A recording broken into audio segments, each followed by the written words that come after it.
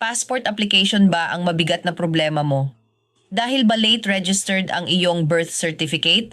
Heto ang matinding sikreto na ayaw nilang ipaalam. Maraming napapahiya sa harap ng mismong counter. Akala kasi nila ay sapat na ang pulang stamp sa ID.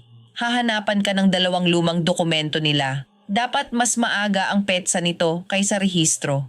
Kailangan mong dalhin ng lumang Form 137 mo. Pwede rin ang matagal ng baptismal certificate o kaya ay ang pinakalumang kopya ng voter's ID. Kung isa lang ang dala mo ay uuwi kang luhaan agad. Ang masaklap, paano kung wala kang maipakitang luma? Kailangan mong kumuha ng NBI clearance ngayon. Dagdagan mo pa ng mga sariwa at valid na IDs para lang makalusot ang papeles mo sa evaluation. 750 piso ang bayad sa regular. 1,200 naman kapag pinarush. May dagdag pang 50 piso kapag nag-e-wallet ka. Maaari ring ipa-deliver ito ng direkta sa bahay mo.